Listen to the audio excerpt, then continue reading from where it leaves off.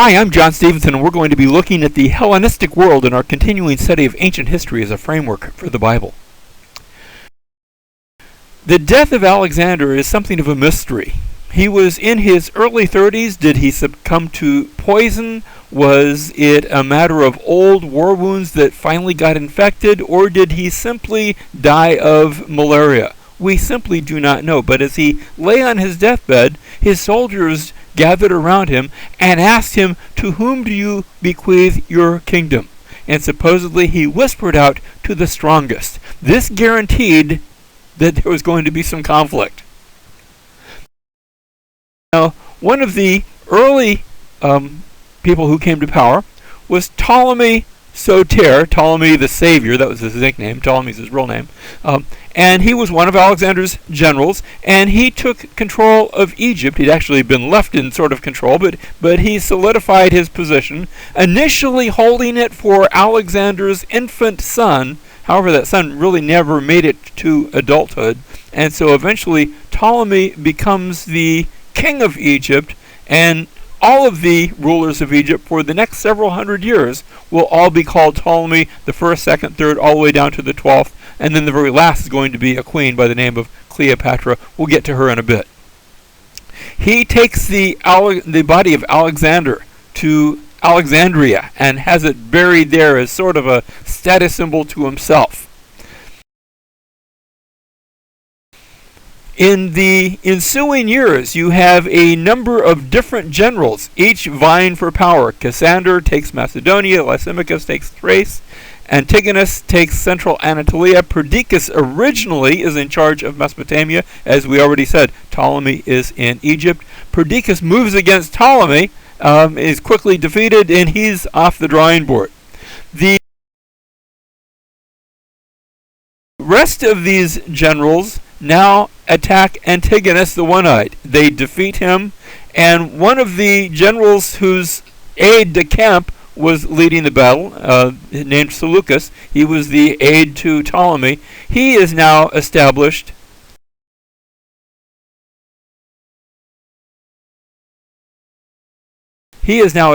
as the ruler of Anatolia and Mesopotamia and Persia. He actually has quite a large territory. I won't even mention Cassander and Lysimachus again. They're not really going to be germane to our story. Instead, we'll be focused upon Ptolemy and Seleucus. Now, Ptolemy's son, Ptolemy Philadelphus, or we can call him just Ptolemy the Second, he's going to build Alexandria up. It's already a major metropolis. He's the one who builds the Pharos lighthouse, becomes one of the 7 wonders of the world. Sometimes I've wondered how many wonders are there. We always talk about 7 wonders of the world. Seem to be a few more than that, perhaps. But he builds this lighthouse, the light of which supposedly could be seen on a clear night, maybe as far as 50 miles away. He also builds a library at Alexandria that becomes the talk of the world, and he seeks to have every book in the world placed in his library. It is said that when a ship would anchor at Alexandria, there would be search parties that would go aboard looking for any books. And if they found any, they would be confiscated, taken to the library, copied, and then the copy would be returned to the ship. It's in this guise of building his library that Ptolemy commissions a copy of the Hebrew scriptures to be written. Since he cannot read Hebrew, he orders that they be translated into the Greek language. We refer to that translation as the Septuagint because supposedly there were 70 men who, or septus as you say it in Greek, who worked on this translation, and they're translating what we call the Old Testament into Greek. Toward the end of his life, Ptolemy Philadelphus finds himself at war with Seleucus and his descendants. And this conflict between the Ptolemies and the Seleucids is going to be more or less the pattern of history for the next couple of hundred years, as first one and then the other gets the upper hand. Meanwhile, far to the west, and probably ignored at first, there is Rome, that rising power, And we've already talked about how Rome had its archenemy in Carthage, and they are battling it out. So we have two sets of conflicts going on at the same time, and eventually some of these are going to make some alliances among themselves. Antiochus III comes along. He's one of the Seleucids, and he marches all the way to India, repeating what Alexander had done, and he also gets the upper hand against Ptolemy, takes Judah. Notice little tiny kingdom of Judah is right smack in the middle of those two big kingdoms. He takes Judah from Ptolemy, but then he goes down trying to invade Egypt, and he loses to Ptolemy at the Battle of Raphia. He also is host to Hannibal. Remember, meanwhile, you have the Carthaginian conflict with the Romans, what we call the Three Punic Wars. And in that Second Punic War, Hannibal, the great enemy of Rome, had been defeated. And in defeat, he now finds refuge with Antiochus III. Sort of the thing of the enemy of your enemy is my friend. What Antiochus has done, he's put himself up against Rome. And he fights Rome, and he loses. As a part of the defeat, his son is forced to go as a hostage to Rome. Now, that doesn't mean he's in a dark jail cell. He's probably got going to school and has a roommate, and but he's in Rome, not really of his own free will. And while he's in Rome, he gets to see the power of the Roman Empire, and he's quite impressed with it. Meanwhile, his father dies, and Antiochus IV now escapes. Antiochus IV escapes from Rome, makes his way back home, and takes up power again in the Seleucid territory. And he decides he's going to be another Alexander the Great, and he begins with a campaign against Egypt. Notice, to get to Egypt, he has to go again through Judah, and he stops by there and meddles a bit in the Jewish politics. Doesn't really care for the fellow who's the high priest, and there's somebody else who's willing to pay him some money for becoming high priest. And Antiochus goes along with that and has the high priest killed and puts another person in his place, not endearing himself at all to the Jews. He is down in Egypt. Defeats Ptolemy in battle and has Ptolemy bottled up in the city of Alexandria. Egypt is about to fall in his grasp when out from the city comes a single lone delegate, a messenger from Rome. Antiochus tries to make light of it, says hello, greetings, respectful. The delegate walks up to him, and when Antiochus reaches out to shake his hand, the delegate places a script, a writing, an official message into his hand, saying, "This is from Rome. It is a message from the Senate and the people of Rome. Rome wants you to get out of Egypt. Go home." Antiochus says, "Well, I'll think about it." The delegate takes a little swagger stick, draws a circle in the sand around Antiochus, and says, "You can think about it all you want. Give me your answer before you step out of that circle." Now, there's no armies in Egypt, no Roman armies. This is just on the say-so of one delegate, but Antiochus has been to Rome. He knows the Romans, and he is, well, to be quite frank, he's intimidated. And so he agrees to leave Egypt. On his way back, in Jerusalem, the message has gotten out that Antiochus has died in Egypt. And there's rejoicing and there's celebrating, and the Seleucid garrison, well, the Jews have pushed them over the wall and killed them all. And Antiochus comes into Jerusalem very much alive, very upset about this rebellion, very, very shamed, and wanting to take it out on someone. And so he imposes the following regulations upon the Jews: that they are no longer allowed to assemble for prayer. The observance of the Sabbath day is now forbidden. Possession of the scriptures are illegal. Circumcision is illegal. Dietary laws are illegal. You have to eat what all other Greeks eat. And pagan sacrifices are mandated. In order to carry this out, soldiers are going to be sent out not just in Jerusalem, but throughout all the Jewish villages to make sure that everybody is engaged in these pagan sacrifices to Zeus.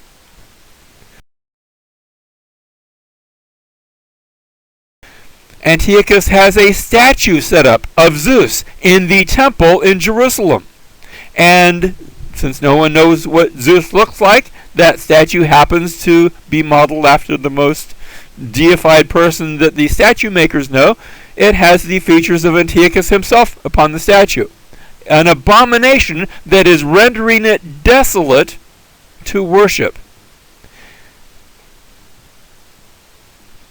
Other soldiers are sent throughout various villages, each one setting up an altar in the village with orders that all Jews come and partake in these sacrifices. They come to a little village by the name of Modin, where lives an old priest and his priestly family.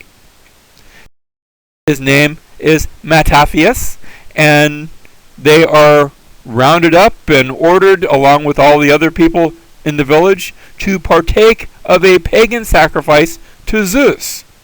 Mattathias is not interested in doing that. He wants to be faithful to God. But finally, one of the men of the Jewish community said, well, I'll do the sacrifices just to get these Seleucids out of here. And he walks up, takes the sacrificial knife. Mattathias is so angry, he walks up, grabs the knife out of his hand, kills the Jewish man. When the Seleucid soldiers rush in to grab him, his sons leap to his defense, and they attack and kill that Seleucid squad.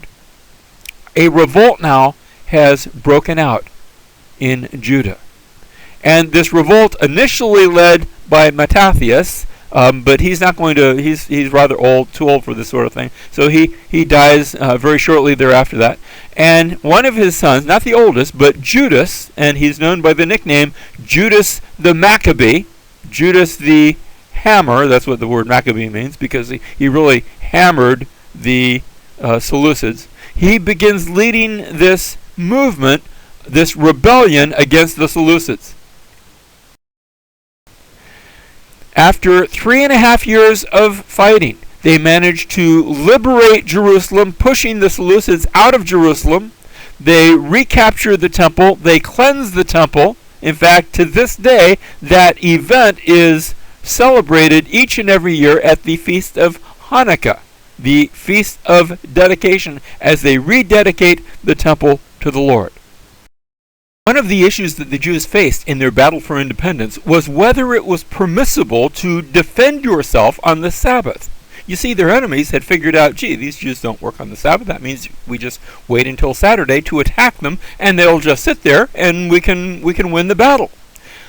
The Jews lost a number of people that way, until they thought, they pondered, and they decided it is okay to save a life on the Sabbath. You remember how this comes out later on in the New Testament.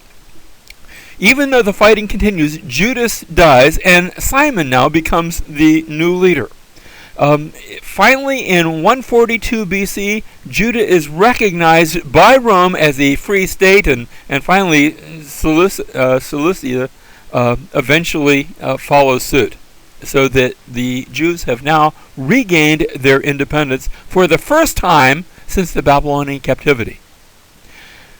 Simon not only becomes the new leader, he also takes the office of the high priest. Now, his father hadn't been high priest before him, so this is a bit unusual.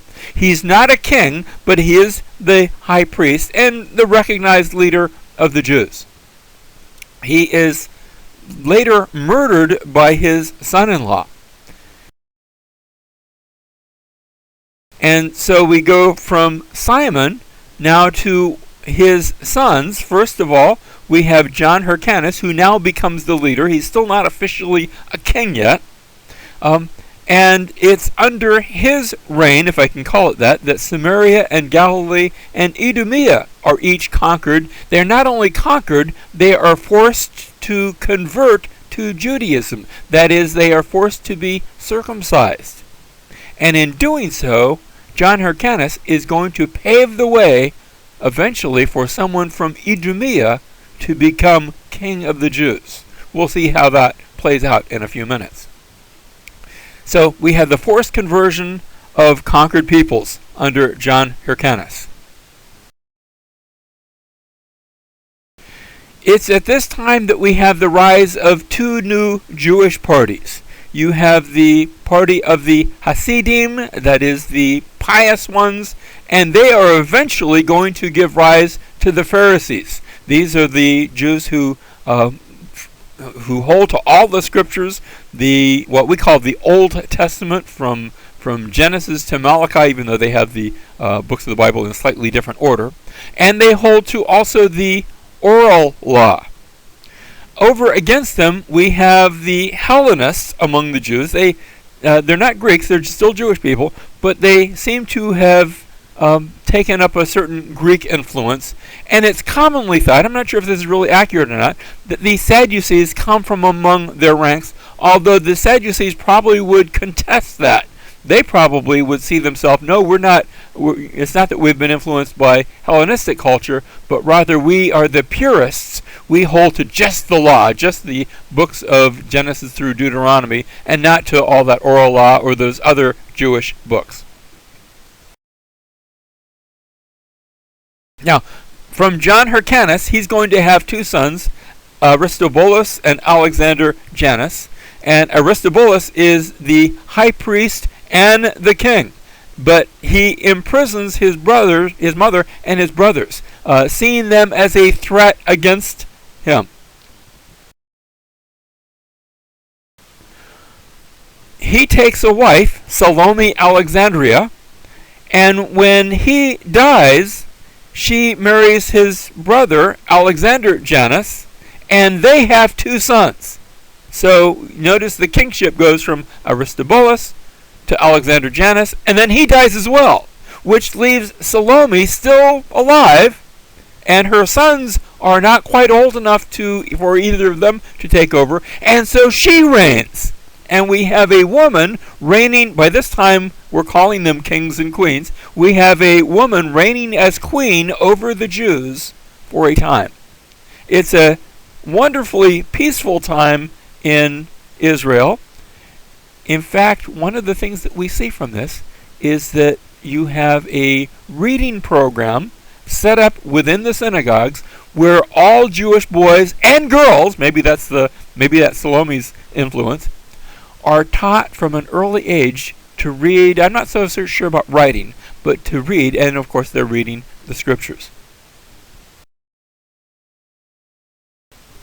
Now, it's around this time, we've already looked at Rome, so we have Pompey the Great. Remember, he was commissioned to clear the seas of piracy, that Roman general, and he does it within the space of a few months, and then he comes over to the east, and he conquers Syria. In fact, the reason we call it Syria instead of Aram, remember from Aramaic, is because of him. He renames that territory Syria, and while he is there, the two sons of Salome, she's now died, and her two sons each send a message to Pompey. They're fighting a bit of a civil war between the two of them.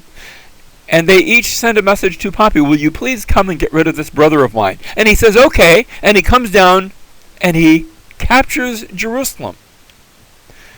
He captures Jerusalem. He renames the country, the area of Judah. He renames that as a Roman province. It will now be called Judea.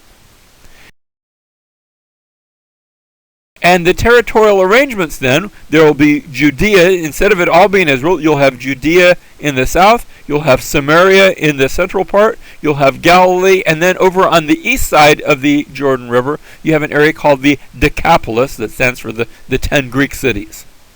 And these are now separate provinces, each governed individually, although at this point, the governor of Syria is over the whole area. It all reports to Rome. Rome herself finds herself involved in a civil war, with Pompey leading one side and Julius Caesar leading the other. This civil war comes to a shattering climax at the Battle of Pharsalus when Caesar defeats Pompey.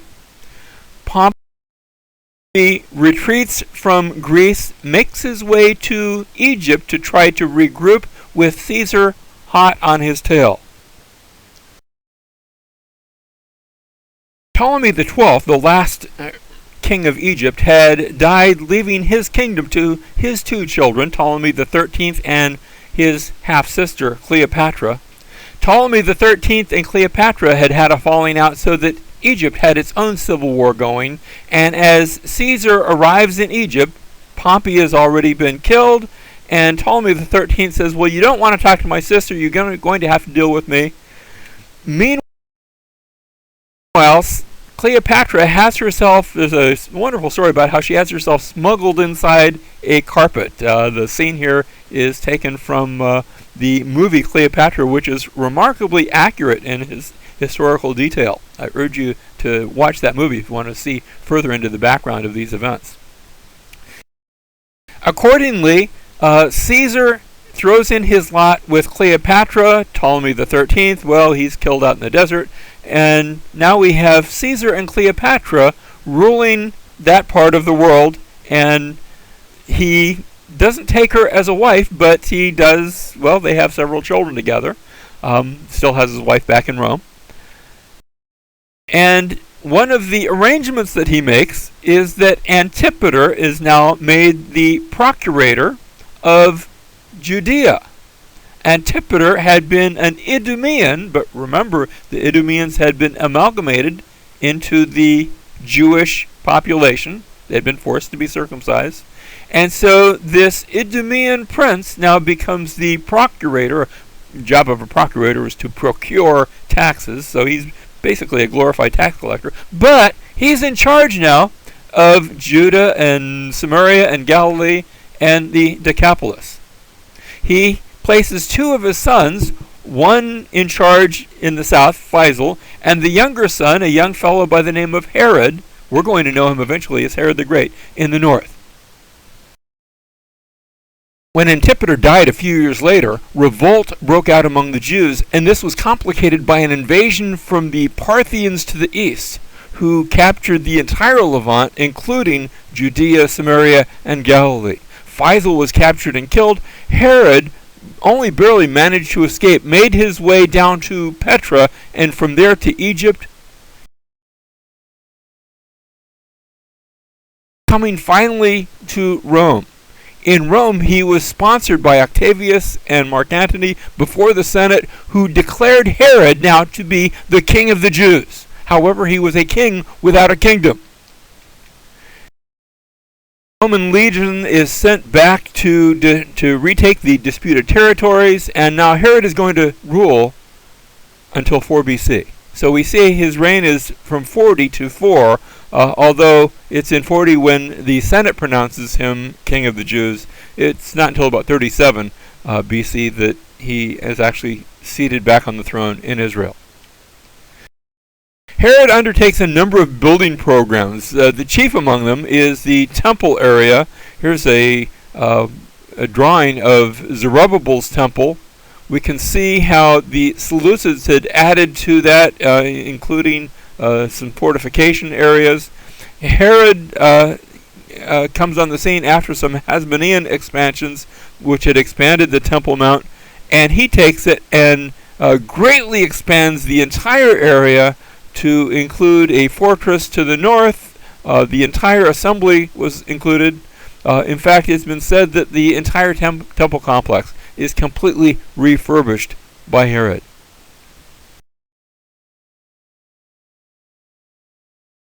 Included in that is a fortress complex named after his benefactor, Marcus Antonia. It's called the Antonia Fortress. It overlooked the temple, something that comes into the New Testament story. For example, in Acts, when a riot breaks out in the temple, the Roman guards come down from Fortress Antonia to break it up and to see who they think is in the midst of that, and it turns out to be the Apostle Paul.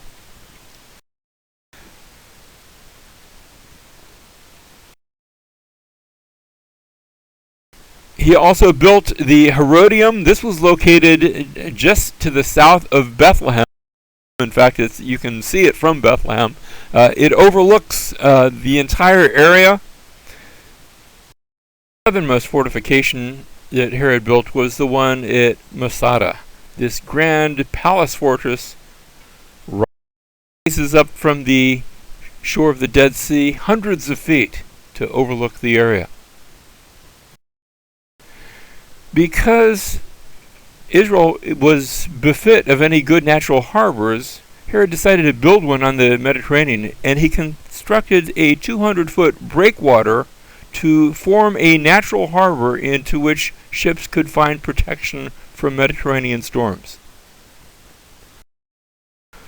There was no water in the area, so aqueducts were built, bringing water from 9 to 18 miles away from the surrounding mountains.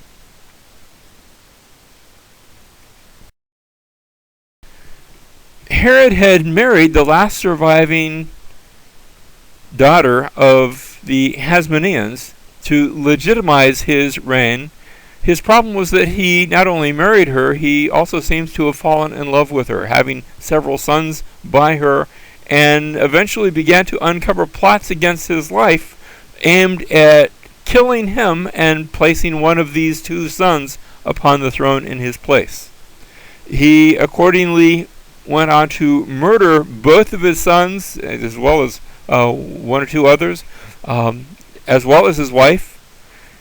It was so bad that Octavius Augustus quipped that it is better to be Herod's hus than to be Herod's huios. A little play on words. It was better to be Herod's pig than to be Herod's son, because Herod observed all the dietary laws of the Jews, but he had, in a sense, gobbled up his sons. An ornate sarcophagus was discovered at the Herodium in 2007, and it's believed to have belonged to Herod the Great. It had been smashed by people who hated Herod. In the later years of his life, he was afflicted by a terrible disease. Josephus describes a gentle fever, an intolerable itching over the surface of his body, continual pains in his colon, tumors around his feet, an inflammation of his abdomen, just a stinky odor coming from his body that produced worms.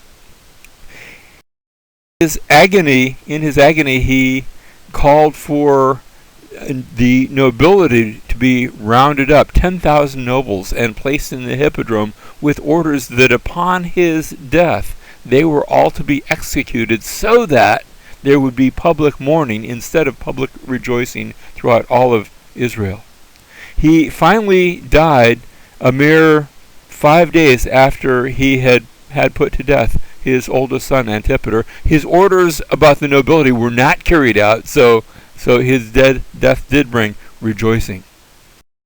One can only wonder how different that story would have been if, when the Magi showed up in Jerusalem looking for the one who'd been born King of the Jews, Herod had responded in faith instead of hatred.